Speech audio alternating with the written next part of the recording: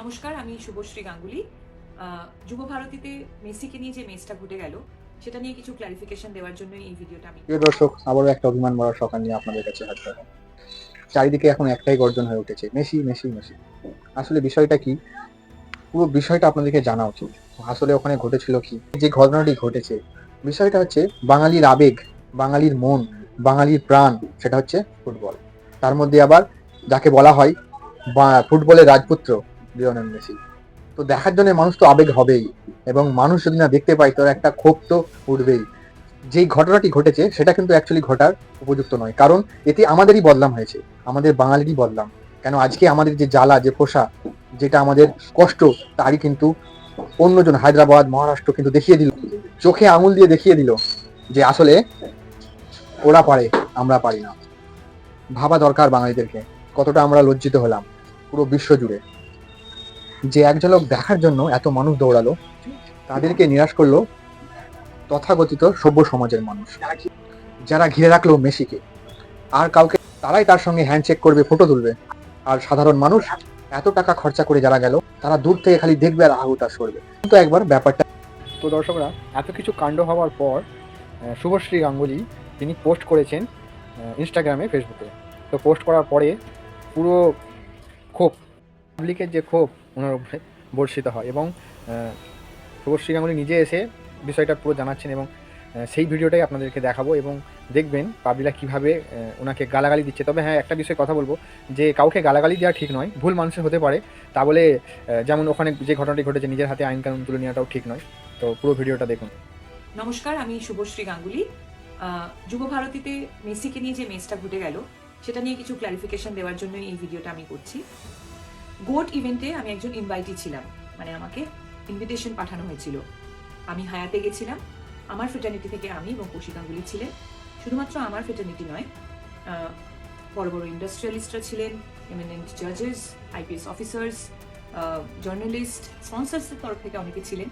সেখানে অ্যাক্টিভিটিটা এটাই ছিল, উনি আসবেন, আমাদের সবার সাথে মিট করবেন এবং ছবি তুলবেন।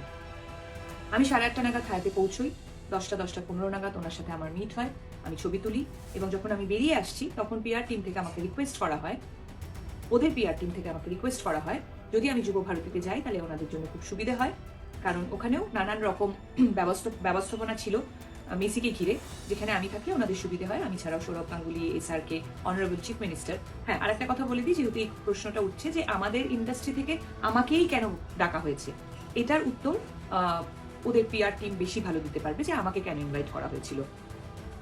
আমি রাজি হওয়ার পর হায়াত থেকে বেরিয়ে যুব ভারতীতে যাই, এবং আমাদের জন্য একটা নির্দিষ্ট টেন্ট করা হয়েছিল, সেখানে অনেকেই আমরা বসেছিলাম, ওনার জন্য অপেক্ষা করছিলাম, অনুষ্ঠান শুরু হওয়ার অপেক্ষা করছিলাম। ইন বিটুইন আমার পিআর টিম থেকে ইনস্টাগ্রামে ফটোগুলো পোস্ট করা হয়। আমরা রিয়েলাইজ করিনি ঠিক সেই সময় ছবি পোস্ট হয়নি, তার কারণ ওখানে জ্যামার লাগানো ছিল। আপনারা যারা যারা ওখানে ছিলেন তারা নিশ্চয়ই জানেন, আপনাদেরও ফোনের নেটওয়ার্ক কাজ করছিল না। 11:30 নাগাদ মেসি ঢোকেন, এবং ঢোকার পর যে ক্যাওসটা শুরু হয়, যে ডিজাস্টারটা হয়, সেটা আমি নিজের চোখে দেখেছি। আমি মাঠে বসে নিজে ওনাকে দেখতে পাচ্ছিলাম না। আপনারা কিভাবে দেখবেন? আমি টেন্টের মধ্যে ছিলাম এবং দেখতে পাচ্ছিলাম কিভাবে ম্যানেজমেন্টের একটা ডিজাস্টারের জন্য এত সুন্দর একটা ইভেন্ট হতে গিয়েও হলো না। তারপর ঝামেলা শুরু হলো, আমার একটা শুটিংয়ে যাওয়ার ছিল, অলরেডি আমি লেট হয়ে গেছিলাম। আমি ওখান থেকে বেরিয়ে আসি, এবং বেরোনোর সময় যেহেতু আমার শুটিংয়ে দেরি হয়ে যায়, তাই আমার ওখানে কমিউনিকেশন করার প্রয়োজন ছিল।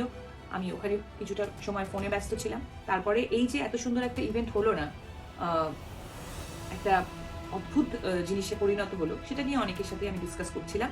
তাই আমি ইনস্টাগ্রাম খুলে দেখতে পারিনি যে আমার ছবিটা তখন পোস্ট হয়নি। আমি বানতলায় পৌঁছই, আমার শুটিংয়ে দেরি হওয়ার কারণে আমি ইমিডিয়েটলি মেকআপ ভ্যানে চলে যাই। মেকআপ করতে, মেকআপ করার পর আমি শর্ট দিতে চলে যাই। অনেক ক্ষণ পর আমি রিয়েলাইজ করি যে ঘটনাটা আমি দেখে এসেছি সেটা একটা বড় আকার নিয়ে নিয়েছে, এবং কোনো না কোনোভাবে আমি সেটাতে রিলেট হয়ে গেছি। যখন আমি ইনস্টাগ্রাম খুলি তখন আমি রিয়েলাইজ করি যে আমার ছবিটা জাস্ট কিছুক্ষণ আগে শেয়ার হয়েছে, পোস্ট হয়েছে টেকনিক্যাল গ্লিচের জন্য, এবং এটা প্রচুর জায়গায় অলরেডি শেয়ার হয়ে গেছে। এখানেই আমার ঘটনা শেষ। তারপর থেকে শুরু হয় আর একটা ঘটনা, সেটা হলো আমাকে নিয়ে ট্রোল করা, অকথ্য ভাষায় গালাগালি, আমাকে একটা প্রোপাগান্ডা বানিয়ে, আমাকে একটা অবজেক্ট বানিয়ে, মানে আপনারা এমন একটা সিচুয়েশন ক্রিয়েট করলেন যেন মনে হলো মেসি যখন মাঠে ঢুকেছে আমি ওনাকে ঘিরে দাঁড়িয়েছিলাম একা, আমি ওনার সাথে ছবি তুলছিলাম সেলফি নিয়ে, বলতে পারবেন কি আপনাদের ভিউ, আপনাদের ভিশন কোনোভাবে আমি ব্লক করেছি? আমি কি মাঠে কোথাও ছিলাম? আমার কি দোষ যে আমাকে ইনভাইট করেছিল, আমি হায়াতে গিয়ে ওনার সাথে ছবি তুলেছি, সেটা দোষ? হ্যাঁ, আমি এটা মানছি যে টেকনিক্যাল গ্লিচের জন্য আমার ছবিটা রং টাইমে পোস্ট হয়ে গেছে এবং আমি ছবিটি ডিলিট করিনি, এটা আমার দোষ হতে পারে। কিন্তু আমাকে নিয়ে যেভাবে নোংরামি আপনারা করছেন, আপনাদের সাথে আমি সমব্যথী। আপনাদের এত কষ্টের রোজগার, আপনাদের স্বপ্নের মানুষকে আপনারা দেখতেই পেলেন না। যে ম্যাসাকারটা ওখানে হলো, সেম অন্যায়টা তো আপনারা সবাই আমার সাথে করছেন। আপনারা কি একবারও ভেবে দেখেছেন যে আপনাদের, আবার বলছি, যে মাঠে কোথাও কি আমি ছিলাম? ভেবে দেখুন।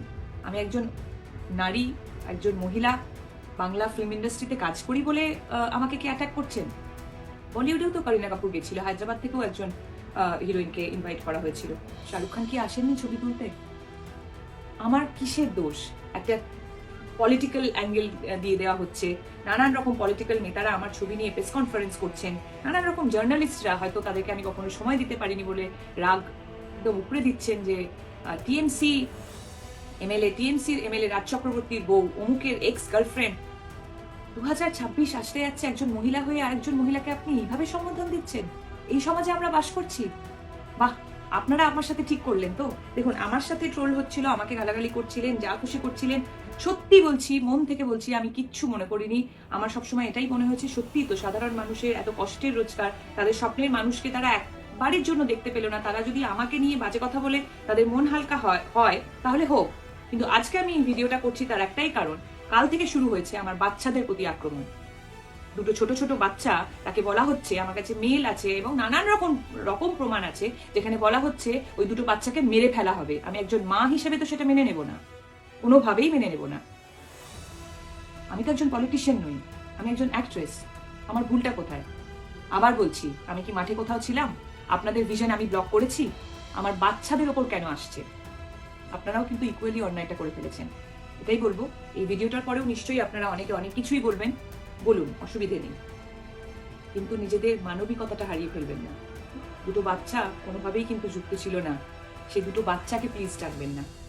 সবাই খুব ভালো থাকবেন, সকলকে ভালো রাখবেন।